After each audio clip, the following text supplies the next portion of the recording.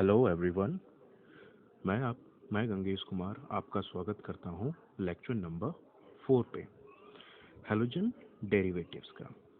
Last lecture में हमने IUPAC nomenclature के बारे में बात की थी और जो भी एडिशनल चीज़ें हो सकते थे sp3 CX बॉन्ड के रेस्पेक्ट में उसका नॉमेनक्लेचर, sp2 CX बॉन्ड के रेस्पेक्ट में उसका नॉमेनक्लेचर, वो हमने जानने की कोशिश करी थी। अब इस लेक्चर में हम क्या करेंगे, कुछ डिस्क्रिप्शन ले लेंगे CX बॉन्ड के रेस्पेक्ट में, उसकी पोलैरिटी के बारे में जानेंगे, स्टेबिलिटी के बारे में जानेंगे और उसके बाद स्विच करेंगे हम प्रिपरेशन मेथड से कि बेसिकली हेलो एल्केन्स बनता कैसे है, किस तरीके से हमारे पास आया है और क्या क्या मेथड्स है जिससे हम हेलो एल्केन्स को अपने साथ में पा सकते हैं। There will be certain method, let's do it और आगे बढ़ते हैं इस लेक्चर में। तो चलिए स्टार्ट करते हैं। देखिए, सबसे पहले हेलो एल्केन्स और एरीन्स के बारे में, उसकी पोलैरिटी, उसका बॉन्ड लेंथ, कितना स्टेबल होगा, इनमें से कौन सा स्टेबल ज़्यादा होगा, CX बॉन्ड में भी सबसे ज़्यादा स्टेबल कौन सा होगा, सबसे ज़्यादा पोलैरिटी किस में होगी, हाईली रिएक्टिव कौन होगा, मिनिमम पोलर कौन होगा, इन सब चीज़ों के बारे में हम आज जानने की कोशिश करेंगे। तो यहाँ पे आप एक टेबल देख पा रहे हो, जैसे कि बॉन्ड बॉन्ड हम पढ़ रहे हैं किसके बारे में, हेलो एल्केन्स के बारे में। तो मैंने क्या किया, CH3 और F लिया सबसे पहले, फिर उसके बाद CH3Cl लिया, फिर CH3Br लिया और CH3I लिया। ये चार जो हैं हेलोजन्स जो हाईली रिएक्टिव पाए जाते हैं, जो जनरली एल्केन्स के साथ में रिएक्शन करते हुए हमें नज़र आते हैं। अब आपको पता होगा कि जो फ्लोरीन है उसका जो ऑक्टेट होता है या उसका जो स्ट्रक्चर होता है, एटॉमिक स्ट्रक्चर होता है, वो बहुत ही छोटा होता है। अगर मैं इसको बना के बताऊं आपको, तो ये देखिए, इनर मोस्ट सेल में कितने इलेक्ट्रॉन होते हैं, सिर्फ 2 इलेक्ट्रॉन होते हैं। कितने इलेक्ट्रॉन होते हैं, 2 इलेक्ट्रॉन। और आउटर मोस्ट सेल में कितने इलेक्ट्रॉन होते हैं, 1 2 3 4 5 6 और 7। कितने होंगे, 2 और 7। तो आप देख सकते हो, सिर्फ अगर इसको एक इलेक्ट्रॉन किसी भी तरीके से मिल जाता है तो ये क्या करेगा, अपना ऑक्टेट कंप्लीट कर लेगा। ये अपना ऑक्टेट क्या कर लेगा, कंप्लीट कर लेगा। अगर आप इसमें ध्यान से देखेंगे तो इसका साइज जो है वो बहुत ही स्मॉल है, और साइज स्मॉल होने के कारण जो न्यूक्लियस होता है वो इजीली विजिबल होता है to the outer most incoming electrons, जिस कारण से ये क्या करेगा, न्यूक्लियस जो है उस आते हुए इलेक्ट्रॉन को अपनी तरफ खींचने की कोशिश करेगा और स्टेबिलिटी पाने की कोशिश करेगा। इससे होगा क्या, इससे होगा क्या कि ये ज़्यादा से ज़्यादा रिएक्ट करने की कोशिश करेगा। इसकी इलेक्ट्रोनेगेटिविटी है, इलेक्ट्रोनेगेटिविटी मतलब tendency to attract the shared pair of electrons. ये जो टेंडेंसी है ये फ्लोरीन की सबसे ज़्यादा होगी, इसलिए ये सबसे ज़्यादा हाईली इलेक्ट्रोनेगेटिव इन नेचर होता है। और क्योंकि इसका स्मॉल साइज है तो ये इलेक्ट्रॉन को अपने साथ में टाइटली पैक्ड रखता है। अगर ये टाइटली पैक्ड रखेगा तो वापस से अगर मैं इस बॉन्ड को ब्रेक करना चाहता हूँ, जिसको हम कहते हैं CX बॉन्ड एंथैल्पीज, जो हीट अप्लाई किया जाएगा इस बॉन्ड को ब्रेक करने के लिए, वो भी हमें ज़्यादा लगानी पड़ेगी। वो भी हमें क्या लगाना पड़ेगा, ज़्यादा। तो हम क्या देख सकते हैं कि जो पर्टिकुलरली CF की बात करूंगा तो इसकी जो बॉन्ड एंथैल्पी होगी वो बहुत ज़्यादा होगी, क्योंकि ये बहुत ज़्यादा स्टेबल होगा, इसको इजीली ब्रेक किया नहीं जा सकता। इसको इजीली ब्रेक नहीं किया जा सकता तो हमें ज़्यादा एनर्जी लगानी पड़ेगी इसको इस कोवलेंट बॉन्ड को ब्रेक करने के लिए। तो इसकी बॉन्ड एंथैल्पी जो होगी वो ज़्यादा होगी, जैसे हम यहाँ पे देख भी पा रहे हैं ट्रेंड में कि ये 452 होगा। अगर इसकी इलेक्ट्रोनेगेटिविटी की बात की जाए तो ये कितना होता है, वैल्यू 4। और इसकी बॉन्ड लेंथ की बात की जाए तो वो कितना होगा, 139 पिकोमीटर। कितना हो जाएगा, 139 पिकोमीटर। आगे बढ़ते हैं। अब जैसे एटॉमिक नंबर, जैसे जैसे आप देखोगे साइज इंक्रीज होगा, जैसे जैसे साइज इंक्रीज होगा इसका बॉन्ड लेंथ भी क्या होगा, इंक्रीज होगा। और क्या होगा, न्यूक्लियस से जो इलेक्ट्रॉन्स है, क्योंकि नंबर ऑफ सेल्स इंक्रीज होने चालू हो जाएंगे, क्लोरीन में आ जाएंगे टोटल 3 सेल्स। तो ये देखोगे आप जो है न्यूक्लियस से ये दूर होते चले जाएंगे इलेक्ट्रॉन। तो बाहर आने वाले इलेक्ट्रॉन्स की तरफ जो इफेक्शन है, इफेक्टिव न्यूक्लियर चार्ज जो है वो थोड़ा सा डिक्रीज होता हुआ नजर आएगा। अगर इफेक्टिव न्यूक्लियर चार्ज डिक्रीज होता हुआ नजर आएगा तो हमें क्या दिखेगा, जो इसकी tendency to attract the shared pair of electrons जो है, जिसको हम कहते हैं इलेक्ट्रोनेगेटिविटी, वो डिक्रीज होती हुई नजर आएगी। अगर वो डिक्रीज होती हुई नजर आएगी तो हम क्या समझ सकते हैं कि अगर ये इलेक्ट्रॉन यहाँ पे ऐड भी हो जाता है इसके आउटर मोस्ट सेल में, क्योंकि क्लोरीन है इसको इलेक्ट्रॉन तो चाहिए, तो ये तो इसको रिएक्टिव तो बनाएगा ही बनाएगा।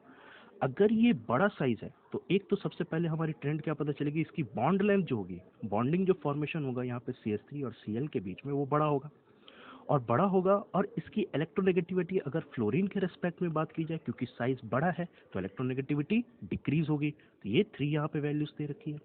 और इसको ब्रेक करने के लिए भी हमें स्लाइटली थोड़ी कम एनर्जी चाहिए होगी, जब हम इसका कंपैरिजन करते हैं किसके साथ में, फ्लोरीन के साथ में। तो अब यहाँ पे ट्रेंड में देख भी पा रहे हो, इसकी फ्लोरीन की 452 है और इसकी कितनी है, 351।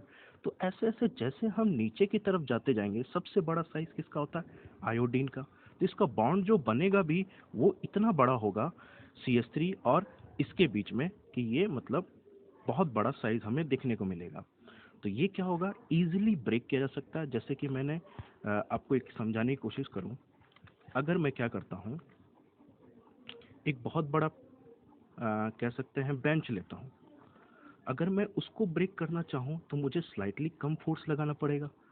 अगर एक बेंच को ब्रेक करना है जो बहुत बड़ा है, इसको अगर मैं ब्रेक करना चाहूंगा तो स्लाइटली मुझे कम एनर्जी लगानी पड़ेगी।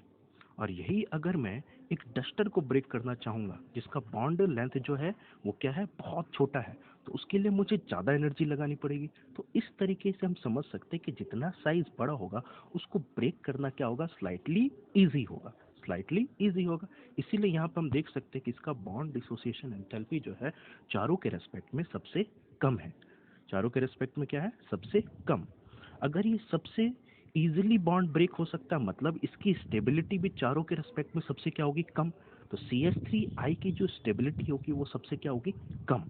और वही बात की जाऊँ मैं, सबसे ज़्यादा स्टेबल कौन होगा ज़्यादा, तो वो होगा CF बॉन्ड। सबसे ज़्यादा CF होगा, फिर CCl होगा, फिर CBr होगा और फिर CI होगा। ये तो बात किसकी होगी, स्टेबिलिटी की। और आपको पता है कि इलेक्ट्रोनेगेटिविटी जो है सबसे ज़्यादा किसकी है, फ्लोरीन की। अगर इलेक्ट्रोनेगेटिविटी सबसे ज़्यादा फ्लोरीन की है तो मतलब जो इलेक्ट्रॉन है CH3 और F के बीच में, तो ये क्या करेगा, ज़्यादा से ज़्यादा इलेक्ट्रॉन को अपने तरफ खींचेगा। यहाँ पे आएगा डेल्टा नेगेटिव चार्ज और यहाँ पे डेल्टा पॉजिटिव चार्ज, तो मतलब पोलैरिटी यहाँ पे बनी है। और क्योंकि इसका साइज जो बहुत छोटा है तो ये बहुत स्ट्रांगली फ्लोरीन क्या करेगा, अपने तरफ इसको खींचेगा। तो मतलब इसकी जो पोलैरिटी होगी इस बॉन्ड की, वो क्या होगी, सबसे ज़्यादा होगी। अगर इसकी पोलैरिटी सबसे ज़्यादा होगी स्मॉल साइज होने के कारण, तो हम क्या कह सकते हैं कि ये मैक्सिमम पोलर होगा अमॉन्ग ऑल। ये क्या होगा, मैक्सिमम पोलर होगा अमॉन्ग ऑल। तो जैसे जैसे हम जाएंगे इस तरफ, जैसे जैसे आप देख रहे हो यहाँ पे क्लोरीन के फिर ब्रोमीन फिर आयोडीन, तो सबसे ज़्यादा क्या हो रहा है कि यहाँ पे जो पोलैरिटी है वो डिक्रीज होती चली जा रही है। क्यों डिक्रीज हो रही है, क्योंकि इसका जो इफेक्टिव न्यूक्लियर चार्ज है वो क्या हो रहा है, डिक्रीज हो रहा है। और इफेक्टिव न्यूक्लियर चार्ज अगर डिक्रीज होगी तो tendency to attract the shared pair of electron, जिसको हम कहते हैं इलेक्ट्रोनेगेटिविटी, वो भी डिक्रीज होगी डाउन द ग्रुप। और डाउन द ग्रुप अगर इलेक्ट्रोनेगेटिविटी इंक्रीज डिक्रीज हो गई तो इसकी पोलैरिटी भी क्या होगी, डिक्रीज होगी बॉन्ड की। अगर पोलैरिटी डिक्रीज होगी तो याद रखेंगे आप कि ये बॉन्ड जो होगा वो इजीली ब्रेक हो सकता है, और इजीली ब्रेक हो सकता है तो इसकी जो रिएक्टिविटी है बहुत ज़्यादा होगी। तो अगर आपसे पूछा जाए रिएक्टिविटी में क्या आएगा, इसका सबसे ज़्यादा रिएक्टिव कौन होगा, तो वो क्या होगा, एक एल्काइल आयोडाइड होगा। क्या होगा, एल्काइल आयोडाइड की मैं बात करूंगा तो वो सबसे ज़्यादा इनमें से रिएक्टिव होगा। आई होप आपको यहाँ तक ये चीज़ें समझ में आई होगी। अब हम नेक्स्ट जो स्लाइड है उसमें बात करने वाले preparation method of halo alkanes and arenes. तो चलते हैं नेक्स्ट स्लाइड पे। देखिए, अब इसके हेलो एल्केन्स एंड एरीन्स के जो प्रिपरेशन करने के तरीके हैं वो लिमिटेड हैं, और उनमें से काफ़ी ऐसा होगा कि जिसमें हमें जो प्रोडक्ट मिलेगा वो हो सकता है कि नॉट 100% मतलब प्योर मिले। हेलो एल्केन्स के साथ में उसके साथ में और भी काफ़ी सब्स्टिट्यूएंट होंगे। तो क्योंकि साइंटिस्ट ने जितने भी वर्क किए थे जिससे हमें हमारे पास हेलो एल्केन्स आ सकता है, भले ही उसमें जो उसकी कह सकते हो आप प्योरिटी हो, या उसमें कह सकते हो कि जो यील्ड है या फिर रिजल्ट है वो कम मात्रा में हो, लेकिन वहाँ पे मिली हुई हो, तो उसको भी हम क्या करते हैं, इस चैप्टर में कंसिडर करते हैं, उसको पढ़ते समय कंसिडर करते हैं। तो देखिए यहाँ पे कुछ मैंने पॉइंट्स बना रखे जिससे हमें क्या मिलने वाला है, हेलो एल्केन्स या एरीन्स मिलने वाला है। तो सबसे पहले हम बात करते हैं फ्रॉम अल्कोहल। अल्कोहल से हमें हेलो एल्केन्स मिल सकता है। ये एरीन्स में काम नहीं करता, ये एरीन्स में काम नहीं करता। दूसरा हम बात करते हैं फ्री रेडिकल हेलोजिनेशन।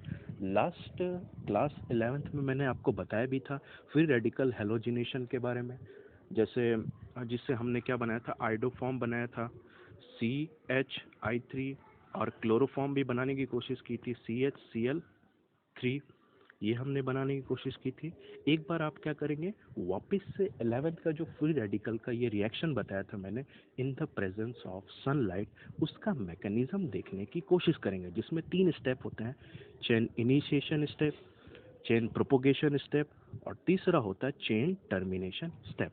यहाँ पर भी हम इसको डिस्कस करेंगे एक बार और जानने की कोशिश करेंगे कि ये आगे कैसे बढ़ेगा। ठीक है, अगला जो है उसके बारे में थोड़ा देख लेते हैं, एक एक करके हम इन सब चीज के बारे में पढ़ेंगे एक एक करके। अगला देखिए, अगला क्या है, by electrophilic substitution reaction. By electrophilic substitution reaction, electrophilic substitution reaction से हम क्या समझते हैं, इलेक्ट्रोफिलिक सब्स्टिट्यूशन रिएक्शन से ये समझते हैं हम कि कोई ऐसा सब्स्टिट्यूएंट आएगा बेंजीन रिंग पे, जिससे क्या होगा कि जो बेंजीन रिंग पे है वो इलेक्ट्रोनेगेटिविटी इंक्रीज होगी। जब इलेक्ट्रोनेगेटिविटी बेंजीन रिंग पे इंक्रीज होगी तो इलेक्ट्रोफाइल, इलेक्ट्रोफाइल क्या होता है, इलेक्ट्रॉन लविंग, इलेक्ट्रोफाइल क्या होता है, इलेक्ट्रॉन लविंग।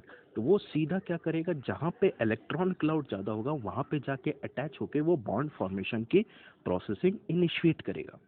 तो ये हम पढ़ेंगे कि कैसे इलेक्ट्रोफिलिक सब्स्टिट्यूशन से हमें हेलो एल्केन्स या एरीन्स मिल सकता है।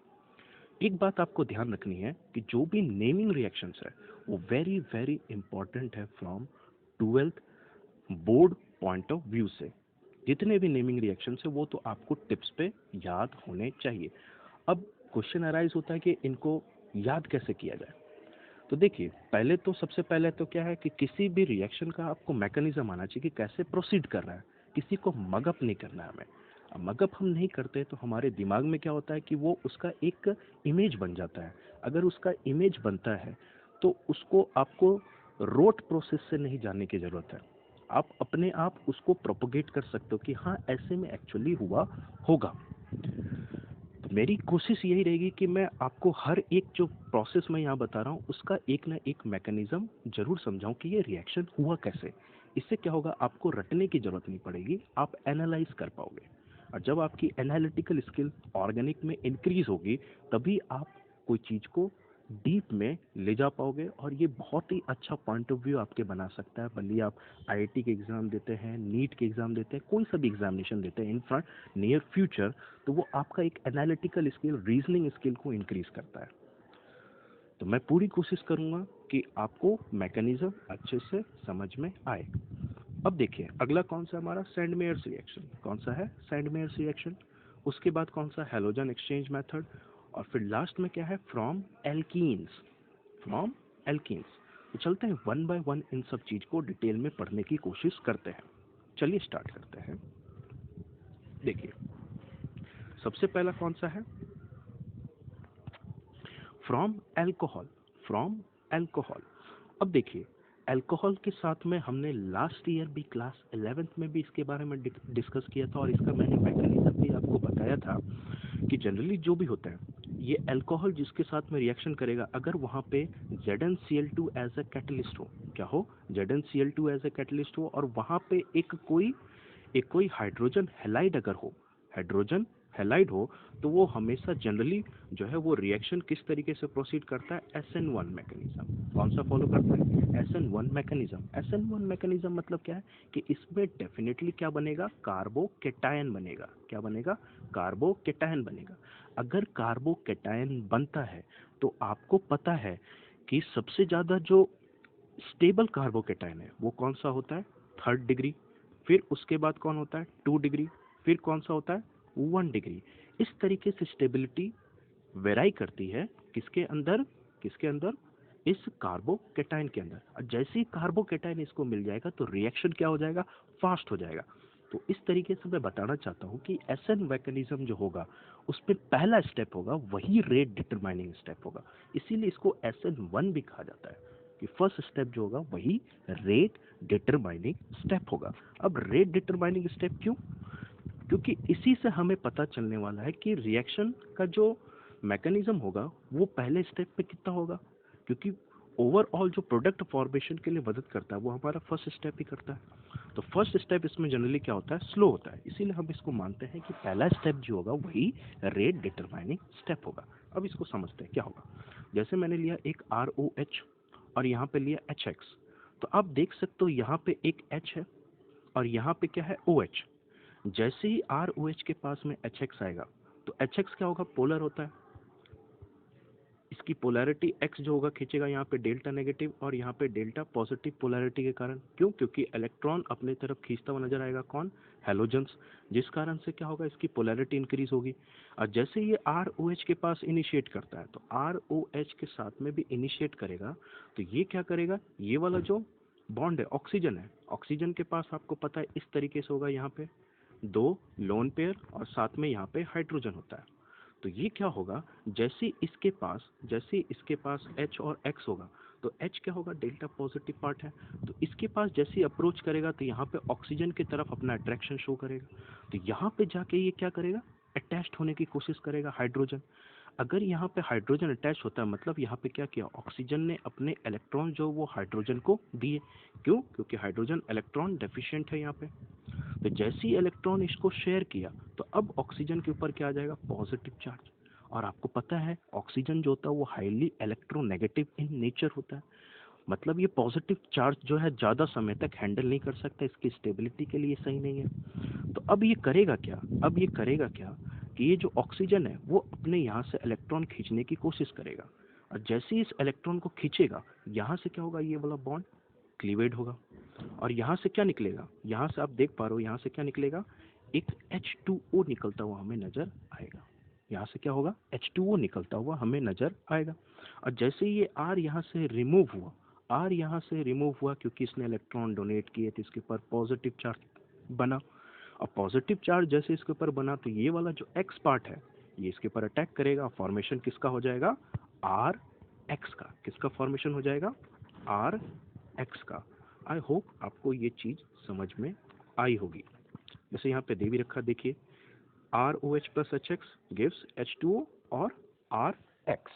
ये किसके प्रेजेंस में होगा, कैटलिस्ट ZnCl2 के प्रेजेंस में। किसके प्रेजेंस में, ZnCl2 के प्रेजेंस में। अब क्वेश्चन अराइज होता है कि इस सब में से जो सबसे ज्यादा रिएक्टिव होगा, अब यहाँ पे हो सकता है कि अल्कोहल 1 डिग्री का भी हो, 2 डिग्री का भी हो और 3rd डिग्री। कैसे, अगर मैं क्या करूं इसके साथ में, जैसे यहाँ पे आप देख पा रहे हो ये क्या है C, अगर यहाँ पे एक CH3 ढंग से कर देता है, इसको हटाते हैं पहले, एक मिनट, हाँ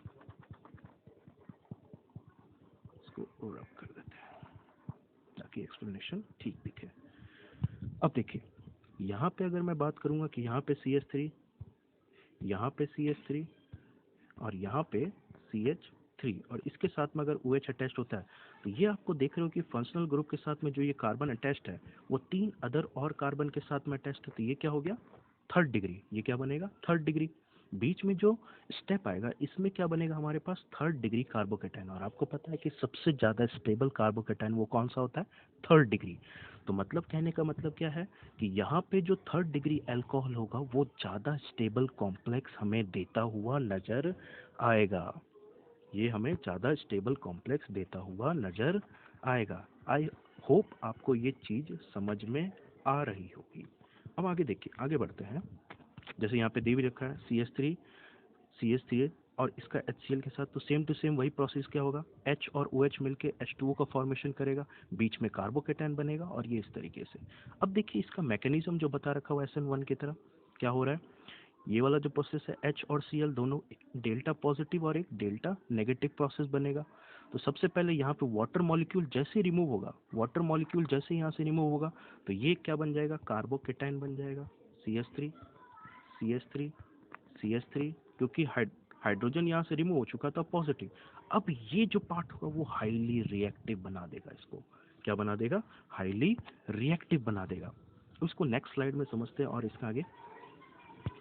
अब देखिए अगर इसको हाईली रिएक्टिव बना दिया तो यहाँ पे आप देख पा रहे हो कि अब क्लोरीन जो है जिसके पास क्या इलेक्ट्रॉन बहुत ज़्यादा मात्रा में है और इसके पास नेगेटिव चार्ज भी है। तो अब ये नेगेटिव चार्ज होने के कारण यहाँ पे क्या करेगा, इस कार्बोकेटाइन पे अटैक करेगा। और जैसे इस कार्बोकेटाइन पे अटैक किया तो यहाँ पे क्या हो गया, बॉन्ड फॉर्मेशन हो गया और हमारे पास क्या आ गया, एक हेलो एल्केन आ गया और साथ में क्या निकला, वाटर निकला। साथ में क्या निकला, वाटर निकला। तो इस तरीके से रिएक्शन बन रहा है। तो सबसे ज़्यादा स्टेबल कॉम्प्लेक्स मिलेगा 3rd डिग्री में, फिर मिलेगा 2 डिग्री में, फिर 1 डिग्री में। समझ पा रहे हो आप? आई होप आपको यहाँ तक चीज़ें समझ में आ रही होगी। अब आगे बढ़ते हैं दूसरे पे। देखिए दूसरा पार्ट, जैसे यहाँ पे आप देख पा रहे हो NaBr है और H2SO4 है। NaBr और H2SO4 सेम टू सेम वही काम करेंगे। क्या करेंगे, यहाँ से H लेंगे इस पार्ट से, जैसे ये रिलीज होगा तो ये क्या बनाएगा, HSO4 माइनस, HSO4 माइनस एक पार्ट, और एक पार्ट बनेगा H प्लस।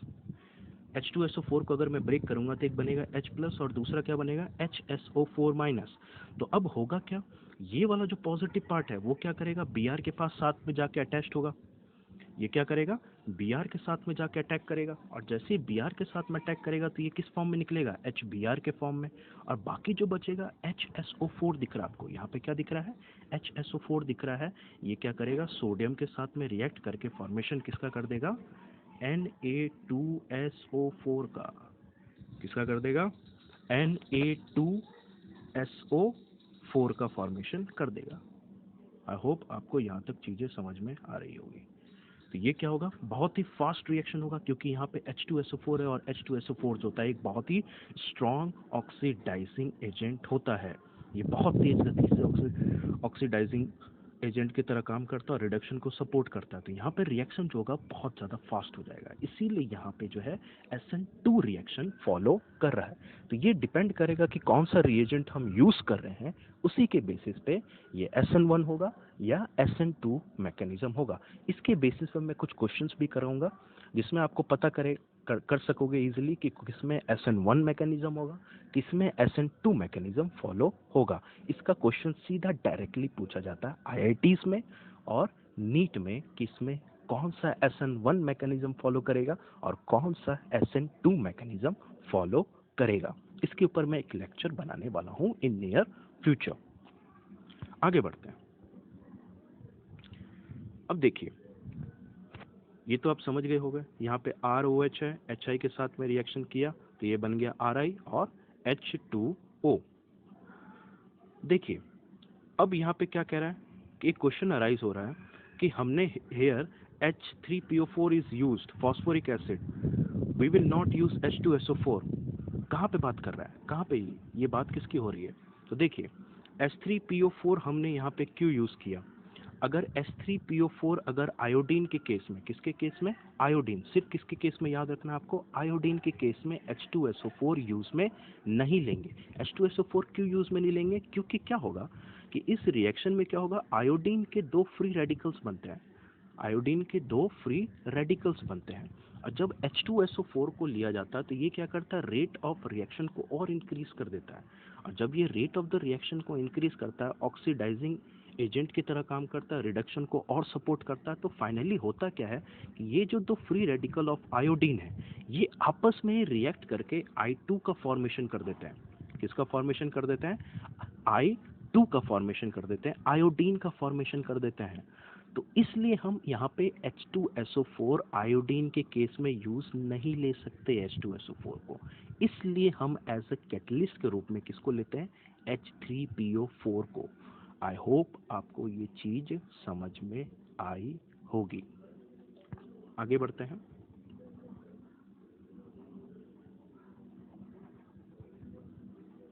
देखिए अगला क्वेश्चन है, अब हमें क्या करना है, प्रिपेयर करना है higher alkanes with the help of PCl3, phosphorus trichloride, और फिर उसके बाद हम बात करेंगे फॉस्फोरस पेंटाक्लोराइड के साथ में, फॉस्फोरस ट्राइक्लोराइड और फॉस्फोरस पेंटाक्लोराइड।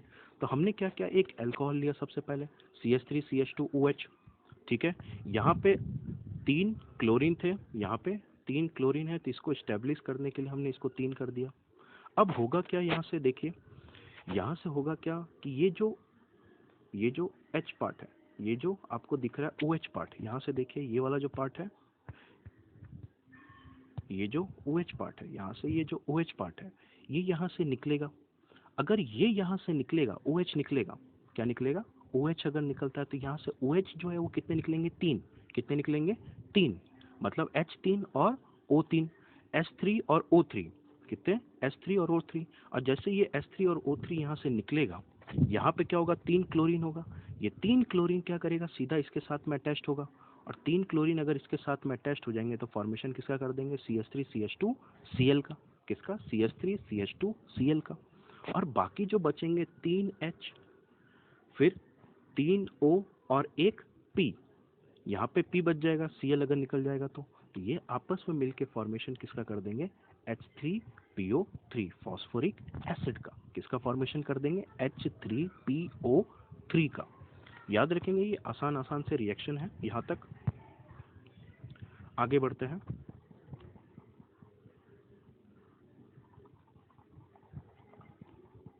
अब देखिए अगला क्या है, ROH और PCl5। ये क्या देगा, RCl, POCl3 और HCl। अब इसके मैकेनिज्म को समझने की कोशिश करते कि ये एक्चुअली हुआ कैसे था। ये बहुत इंपॉर्टेंट है, ROH और PCl5 का, इसका रिएक्शन इंपॉर्टेंट है। देखिए अब इसको समझने की कोशिश करते हैं कि एक्चुअली मैकेनिज्म फॉलो कैसे किया होगा। तो यहाँ पे आप देख रहे हो ROH, इसके पास क्या, 2 लोन पेयर ऑफ इलेक्ट्रॉन्स हैं ऑक्सीजन के ऊपर।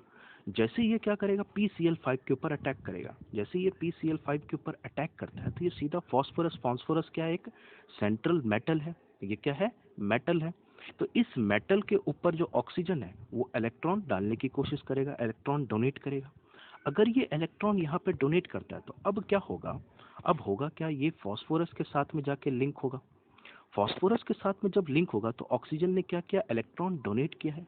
इलेक्ट्रॉन डोनेट किया है ऑक्सीजन ने, तो इसके ऊपर क्या बन जाएगा, पॉजिटिव चार्ज बन जाएगा। क्या बन जाएगा, पॉजिटिव चार्ज। और आपको पता है कि ऑक्सीजन जो है वो ज़्यादा समय तक पॉजिटिव चार्ज नहीं रख सकता। ऑक्सीजन जो है वो पॉजिटिव चार्ज ज़्यादा समय तक रख नहीं सकता। तो अब देखिए अगर ऑक्सीजन इसके साथ में जुड़ेगा तो इस फास्फोरस का ऑक्टेट कंप्लीट होता हुआ नजर आएगा। तो अगर ये फास्फोरस का इलेक्ट्रॉन ऑक्टेट कंप्लीट होता हुआ नजर आएगा तो फाइनली होगा क्या कि ये नीचे वाला जो क्लोरीन है वो क्या करेगा, अपना बॉन्ड लेके यहाँ से वापस निकलेगा। ये नीचे वाला जो क्लोरीन है वो बॉन्ड अपना वापस लेके, ये इलेक्ट्रॉन अपना वापस लेके यहाँ से बाहर निकलेगा, जैसे आप ये देख भी पा रहे हैं। तो जैसे ये क्लोरीन यहाँ से निकलेगा, ये क्लोरीन एक यहाँ से निकल चुका है। अब होगा क्या, अब आगे के स्ट्रक्चर के देखिए। तो यहाँ पे क्या होगा, एक मिनट। तो जैसे यहाँ से अलग हुआ, अब क्या करेगा, ये जो H है, ये जो H है वो ऑक्सीजन की जो इलेक्ट्रोनेगेटिविटी है उसको रिटेन करने में मदद करेगा। तो ऑक्सीजन क्या करेगा, इस हाइड्रोजन से अपने इलेक्ट्रॉन वापस ले लेगा, इस हाइड्रोजन से अपने इलेक्ट्रॉन वापस ले लेगा, इस हाइड्रोजन से अपने इलेक्ट्रॉन वापस लेगा। और जैसे ये वापस लेगा तो वापस ऑक्सीजन के ऊपर क्या आ जाएगा, नेगेटिव चार्ज आ जाएगा और हाइड्रोजन यहाँ से अलग हो जाएगा। हाइड्रोजन यहाँ से क्या हो जाएगा, अलग हो जाएगा। और अगर हाइड्रोजन यहाँ से अलग होगा, जैसे ही हाइड्रोजन यहाँ से अलग हुआ, ये क्या करेगा, जो Cl है, यहाँ पे जो Cl ऑलरेडी सॉल्यूशन के अंदर है वो क्या करेगा, हाइड्रोजन के साथ में रिएक्ट करेगा, फॉर्मेशन किसका कर देगा, HCl। किसका फॉर्मेशन कर देगा, HCl का फॉर्मेशन कर देगा। आई होप यहाँ तक आपको चीज़ें समझ में आ रही होगी।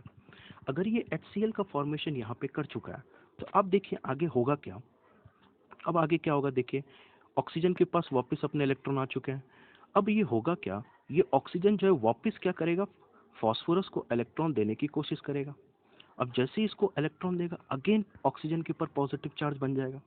ये क्या करेगा, पॉजिटिव चार्ज बन जाएगा। और जैसे ही इसके ऊपर इलेक्ट्रॉन इसने डोनेट कर दिया, किसने, ऑक्सीजन ने, इस ऑक्सीजन ने क्या किया, इलेक्ट्रॉन डोनेट किया, तो ये वाला जो नीचे वाला क्लोरीन है वो अपना इलेक्ट्रॉन लेके वापस निकलेगा।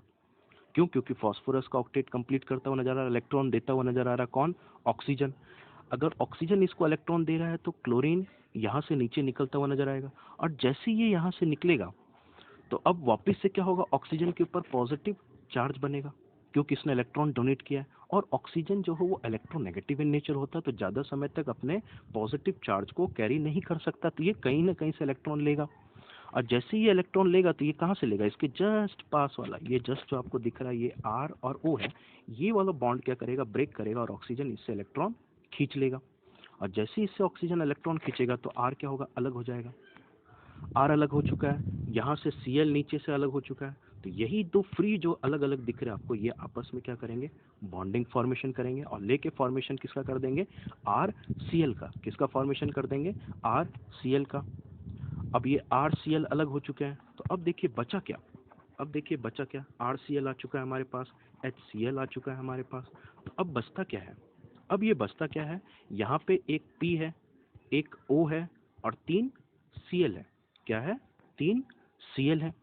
तो ये फॉर्मेशन किसका कर देगा, POCl3 का। किसका फॉर्मेशन कर देगा, POCl3 का। आई होप आपको ये चीज मैकेनिज्म जो मैं समझाने की कोशिश कर रहा हूँ ये समझ में आ रहा होगा। तो यहाँ पे देखिए क्या बन गया, RCl, ये POCl3 और HCl। इस तरीके से ये पूरा रिएक्शन प्रोसीड हुआ। आई होप यहाँ तक आपको सब चीज समझ में आ रहा होगा। सेम टू सेम ये देखिए आगे भी ऐसा होगा। एक रिएक्शन ले लेते हैं, जैसे ये आसान से रिएक्शन है, ROH है, रेड फास्फोरस के प्रेजेंस में हैलाइड देंगे तो रेड फास्फोरस क्या करेगा, यहाँ से फाइनली जो OH पार्ट है, यहाँ से जो दिख रहा है आपको OH पार्ट है, इसको रिमूव करेगा HX के फॉर्म में। क्या करेगा, H, ये वाला जो दिख रहा है आपको, जो अभी हमने थोड़ा देर पहले जानने की कोशिश की थी, फास्फोरस इसके साथ में मिलके ये फॉर्मेशन कर देगा H3PO3 का। और बचेगा क्या हमारे पास, सिर्फ RX बच जाएगा। क्या बच जाएगा, RX बच जाएगा। तो इस तरीके से भी हमारे पास मिल सकता है हेलो एल्केन। दूसरा एक और तरीका है, जैसे ये वाला दिख रहा है आपको, यहाँ पे ROH है, इसका SOCl2 के साथ में रिएक्शन करेंगे। क्या करेंगे, SOCl2 के साथ में रिएक्शन करेंगे। तो होगा क्या, जब ये SOCl2 इस अल्कोहल के ऊपर अटैक करता है तो होगा क्या, जैसे ये अटैक करेगा तो यहाँ से क्या होगा, S, एक O तो है ही और इसके साथ में एक और ऑक्सीजन लेके SO2 के फॉर्म में लिबरेट हो जाएगा, गैसियस फॉर्म में।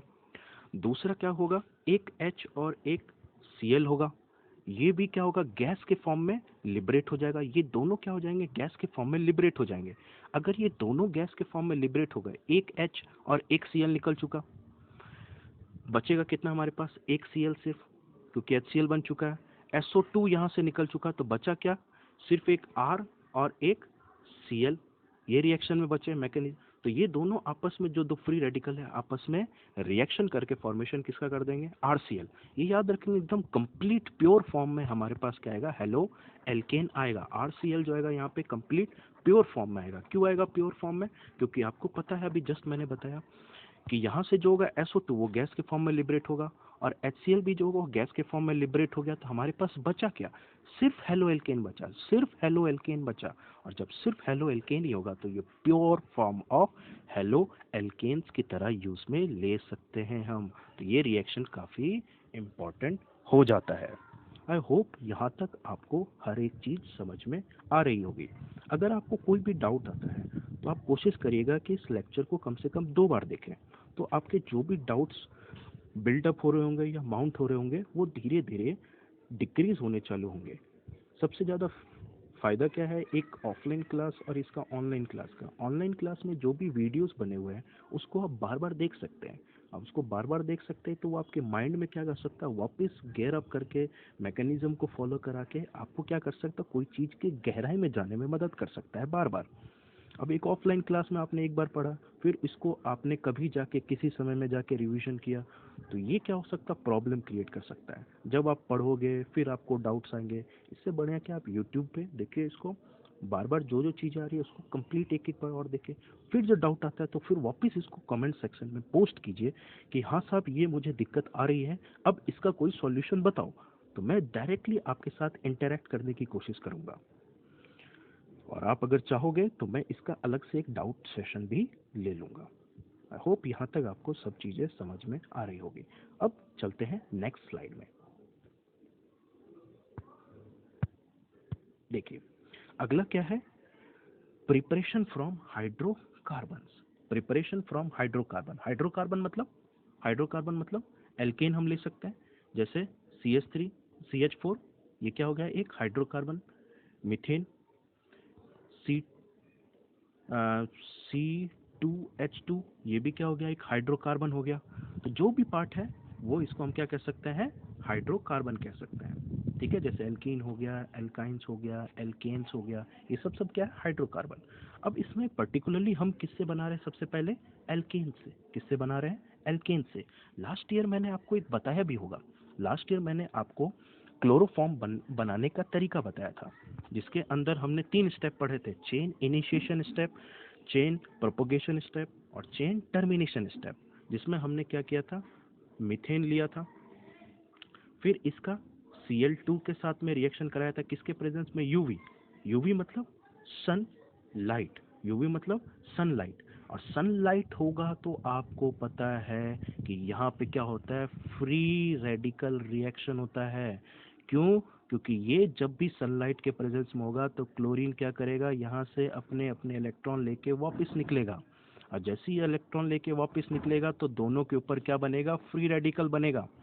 और जैसे ही ये फ्री रेडिकल बनेगा ये सीधा किसके ऊपर अटैक करेगा, ये सीधा एल्केन के ऊपर अटैक करेगा। और इस तरीके से चेन जो है वो आगे की तरफ प्रोपोगेट करेगा। क्या करेगा, प्रोपोगेट करेगा। आप एक बार जो मैंने 11th क्लास में ये वाला चीज़ बताया था उसको आप एक बार देखने की कोशिश करना, सेम टू सेम थ्योरी पे ये वाला भी यूज लेने वाले हम हैं।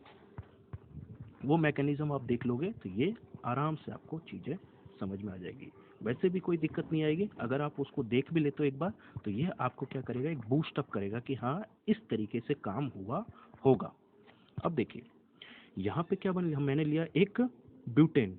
कितने कार्बन है, 1 2 3 4, टोटल कितने हैं, 4 कार्बन। 4 कार्बन मतलब ये क्या बन गया, ब्यूटेन बन गया।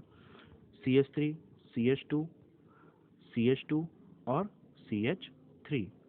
अब देखिए, अब इसके पास जब क्लोरीन अटैक करेगा, क्लोरीन जब अटैक करेगा, फ्री रेडिकल जो अटैक करता है वो यहाँ पर भी कर सकता है और ये यहाँ पर भी कर सकता है, सामने सामने। CH3, ये वाले CH3 पे अटैक कर सकता है और ये वाले CH2 पे अटैक कर सकता है, जैसे कि यहाँ पे आप देख भी पा रहे हो। तो पॉसिबिलिटीज क्या बन जाती है कि यहाँ पे 2 प्रोडक्ट बन सकते हैं। कितने प्रोडक्ट बन सकते हैं, 2 प्रोडक्ट बन सकते हैं। अगर ये सामने से CH3 पे सीधा अटैक करता है तो ये वाला कंपाउंड फॉर्मेशन होगा, एक H यहाँ से निकलेगा और एक Cl यहाँ से निकलेगा, तो फॉर्मेशन किसका करेगा, HCl का। और यहाँ से बन जाएगा CH3 CH2 CH2 Cl। अब अगर इस पे सेकंड वाले पे अटैक करता है, सेकंड वाले पे अटैक करेगा तो यहाँ से एक H निकलेगा और एक Cl, HCl का फॉर्मेशन कर देगा। तो क्वेश्चन अराइज होता है कि साहब इसमें से मेजर प्रोडक्ट कौन सा है और माइनर प्रोडक्ट कौन सा है। हम कैसे पता करें कि ये मेजर बनेगा या ये माइनर में बनेगा, ये ज़्यादा बनेगा, तो हम कैसे पता करें, क्योंकि पॉसिबिलिटीज तो दोनों बन सकती है, एक सामने से अटैक कर सकता है और एक सेकंड नंबर पे भी अटैक कर सकता है, दोनों पे पॉसिबिलिटी बन जाती है। तीसरे और चौथे पे क्यों नहीं अटैक करेगा ये भी अभी मैं समझाने की कोशिश करता हूँ। देखिए, आपको पता होगा कि मैंने आपको बताया था क्लास 11th में कि सबसे ज़्यादा स्टेबल जो होता है वो कौन सा होता है, 3 डिग्री फ्री रेडिकल। फिर उसके बाद कौन होता है, 2 डिग्री, और फिर 1 डिग्री। कौन सा होता है, 1 डिग्री। अगर अगर ये क्या करेगा, सीधा यहीं पे अटैक करेगा, इस वाले पे अटैक करेगा, तो समझने की कोशिश करना आप। यहाँ से इससे पहले ये क्या बना होगा, CH3 CH2 CH2 और एक और CH2 ले लो, और यहाँ पे एक फ्री रेडिकल होगा। तो अगर ये फ्री रेडिकल है तो आप देख रहे हो ये सीधा एक, ये वाला जो कार्बन है सिर्फ एक ही कार्बन से अटैच्ड है। अगर ये एक ही कार्बन से अटैच्ड है तो ये 1 डिग्री फ्री रेडिकल हो गया। क्या हो गया, ये 1 डिग्री फ्री रेडिकल हो गया। और 1 डिग्री फ्री रेडिकल मैंने आपको बताया कि सबसे लीस्ट स्टेबल होता है। और कोई भी कंपाउंड फॉर्मेशन अगर होता भी है तो वो सिर्फ किसके लिए होता है, स्टेबिलिटी के लिए। किसके लिए होती है, स्टेबिलिटी के लिए। अगर वो स्टेबिलिटी के लिए कंपाउंड फॉर्मेशन होगा तो याद रखेंगे आप 1 डिग्री के जगह पे ये क्या करेगा, 2 डिग्री फ्री रेडिकल बनाने की कोशिश करेगा। अगर ये 2 डिग्री रेडिकल बनाने की कोशिश करेगा तो ये क्या करेगा कि वो ज़्यादा स्टेबल कॉम्प्लेक्स बनाने की कोशिश करेगा, और ज़्यादा स्टेबल कॉम्प्लेक्स बनाने की कोशिश करेगा तो मेजॉरिटी प्रोडक्ट किसका बनेगा, 2 डिग्री का बनेगा। अब यहाँ पे 2 डिग्री कैसे है ये बता करते हैं। जैसे देखिए, जैसे इसको जानने की हम कोशिश करते हैं। देखिए, ये वाला जो है दिख रहा है आपको, CH3 CH2 CH2 और CH3। यहाँ से एक हाइड्रोजन मैंने निकाला, यहाँ से एक हाइड्रोजन मैंने निकाल दिया, और यहाँ पे अटैच कर दिया है क्लोरीन को। अगर आप देखोगे इस कार्बन को, ये वाला जो फ्री रेडिकल पहले बना होगा तब जाके क्लोरीन इससे अटैच्ड हुआ होगा, तो यहाँ पे ये एक कार्बन इस तरफ से अटैच्ड है इथाइल ग्रुप से, और यहाँ पे इससे 2 अटैच्ड है। तो कुल मिला के यहाँ पर भी एक है और यहाँ पे, तो ये क्या हो गया 2 डिग्री। क्या हो गया ये 2 डिग्री फ्री रेडिकल। क्या हो गया ये 2 डिग्री फ्री रेडिकल। और आप बताइए मुझे कि 1 डिग्री और 2 डिग्री में से ज़्यादा स्टेबल कौन होता है? तो आपका आंसर क्या होगा कि 2 डिग्री साहब ज़्यादा स्टेबल होता है। और जो ज़्यादा स्टेबल होगा वो मेजॉरिटी में फॉर्म होगा, और जो कम स्टेबल होगा वो माइनॉरिटी में फॉर्म होगा। तो हम क्या कह सकते हैं ओवरऑल, ओवरऑल ये कह सकते हैं, ओवरऑल हम यही कह सकते हैं कि यहाँ पे जो सेकंड वाला प्रोडक्ट फॉर्म होगा वो मेजॉरिटी में फॉर्म होगा, ये वाला मेजॉरिटी में होगा और ये वाला कम फॉर्म होगा। समझ रहे हो बात ये? अगर आप इस वाले का आप कहोगे कि साहब मैं यहाँ पे अटैक करा दूँ तो सेम टू सेम बात हो गई ना। चाहे आप इधर से अटैक कराओगे तो ये पहला वाला 1 डिग्री हो जाएगा और ये दूसरा वाला 2 डिग्री हो जाएगा, कंडीशन सेम रहेगी, चेंज यहाँ पे कुछ नहीं होगा। चाहे आप इधर से अटैक कराओगे तो भी ये 1 डिग्री होगा और इसी बीच वाले को लोगे तो 2 डिग्री होगा, तो कंडीशन सेम रहने वाला है। इसलिए यहाँ पे 2 ही प्रोडक्ट फॉर्मेशन हुए हैं। आई होप आपको ये चीज़ डिटेल में समझ में आ रही होगी। चलते हैं नेक्स्ट कॉन्सेप्ट पे।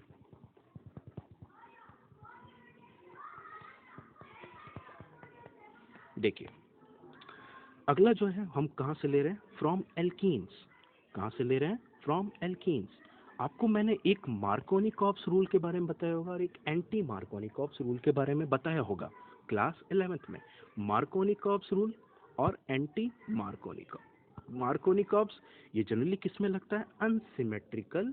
अनसिमेट्रिकल, अनसिमेट्रिकल मतलब जैसे फॉर एग्जांपल मैंने ले लिया यहाँ पे CH3, ये CH डबल बॉन्ड CH2 लिया, तो आप देख रहे हो क्या इस साइड में ज्यादा कार्बन है और इस साइड में सिर्फ एक ही कार्बन है डबल बॉन्ड के। तो हम इसको क्या कह सकते हैं, ये अनसिमेट्रिकल है, इधर और इधर दोनों बराबर नहीं है, तो ये क्या हो गया अनसिमेट्रिकल। ये क्या हो गया अनसिमेट्रिकल। तो मार्कोनिकॉफ रूल जो है वो प्रिवलेंट जो होता है वो किस में होता है, अनसिमेट्रिकल हाइड्रोकार्बन्स में होता है। किस में होता है, अनसिमेट्रिकल हाइड्रोकार्बन्स में ज्यादा प्रिवलेंट होता है। अब देखिए यहाँ पे जो दिख रहा है आपको दोनों तरफ सेम सेम है, दोनों तरफ सेम सेम है, तो आप क्या कर सकते हो, x को यहाँ पर भी अटैच कर सकते हो और x को यहाँ पर भी अटैच कर सकते हो, तो कोई फर्क नहीं पड़ेगा। क्यों, क्योंकि ये सिमेट्रिकल है।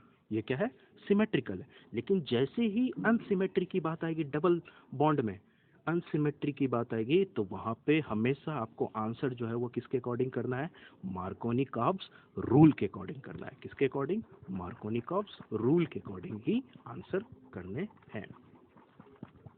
अब जैसे देखिए मार्कोनिकॉफ रूल ये कहता है कि जहां पर भी, जहां पर जैसे मैं एक एग्जांपल लेता हूँ, ये CH3 है, CH डबल बॉन्ड CH2 है।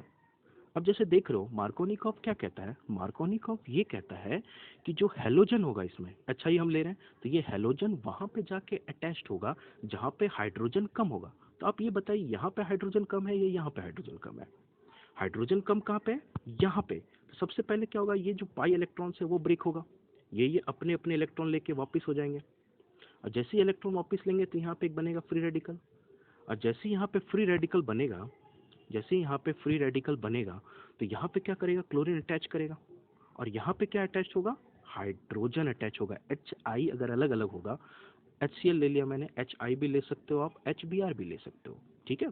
तो यहाँ पे मैंने क्या किया, H यहाँ पे अटैच कर दिया और Cl। मार्कोनिकॉफ ये कहता है कि जहाँ पे हाइड्रोजन कम होगा वहां पे जाके हेलोजन अटैच्ड होगा, जहां पर, वापस रिपीट करता हूँ, जहां पे हाइड्रोजन कम होगा वहीं पे जाके हेलोजन अटैच्ड होगा, वहीं पे जाके हेलोजन अटैच्ड होगा। और दूसरा जो H है वो कहाँ पे अटैच होगा, जहां पे हाइड्रोजन ज्यादा होगा। ये क्या है, मार्कोनिकॉफ। और एंटी इसका अपोजिट हो जाता है, जहां पे हाइड्रोजन कम होगा वहां पे जाके H अटैच्ड होगा, और जहां पे हाइड्रोजन ज्यादा होगी वहां पे जाके हेलोजन अटैच्ड होगा। तो हम कैसे पहचानते हैं कि एंटी मार्कोनिकॉफ है या मार्कोनिकॉफ, तो याद रखेंगे वहां पे एंटी मार्कोनिकॉफ में हम पर ऑक्साइड यूज करते हैं। क्या यूज करते हैं, हाइड्रोजन पर ऑक्साइड हो सकता है, कोई सा भी पर ऑक्साइड आप यूज में ले सकते हो। तो पर ऑक्साइड जहां पर भी होगा आप तुरंत पहचान जाना, और सिर्फ ये एंटी मार्कोनिकॉफ जो है सिर्फ HBr ही शो करता है। सिर्फ कौन शो करता है, HBr, और मार्कोनिकॉफ जो वो सब शो कर सकता है। समझ गए बात ये? आई होप आपको यहाँ तक ये चीजें समझ में आ रही होगी। आगे देखिए, तो यहाँ पे देखिए ये सिमेट्रिकल हाइड्रोकार्बन है, तो इसमें कोई दिक्कत नहीं है हमें। सबसे पहले तो ये पाई इलेक्ट्रॉन ब्रेक होगा, पाई इलेक्ट्रॉन ब्रेक होगा, दोनों के पास इलेक्ट्रॉन बन जाएंगे, दोनों के पास इलेक्ट्रॉन बन जाएंगे, तो H यहाँ पे अटैक कर देगा और जो हेलोजन है वो यहाँ पे अटैक कर देगा, तो इस तरीके से हमारे पास प्रोडक्ट सामने आएगा। लेकिन जब अनसिमेट्रिकल होगा, तो अनसिमेट्रिकल में जैसे आप देख पा रहे हो यहाँ पे ये वाला जो H पार्ट है, यहाँ पे हाइड्रोजन कम है, तो यहाँ पे हाइड्रोजन कम है, तो यहाँ पे क्या होगा, ये वाला पार्ट जो है यहाँ पे हेलोजन अटैच्ड होगा। इसलिए यहाँ पे जो ये मेजॉरिटी प्रोडक्ट है ये बन रही है अकॉर्डिंग टू मार्कोनिकॉव्स रूल। ये बात समझ रहे हो? और दूसरा वाला जो सामने अगर अटैक करेगा तो ये माइनर प्रोडक्ट बनेगा according to Markovnikov's rule. I hope आपको यहाँ तक ये चीज समझ में आ रही होगी। चलते हैं नेक्स्ट स्लाइड पे। अब आता है एडिशन ऑफ हेलोजेंस। अब एडिशन ऑफ हेलोजन से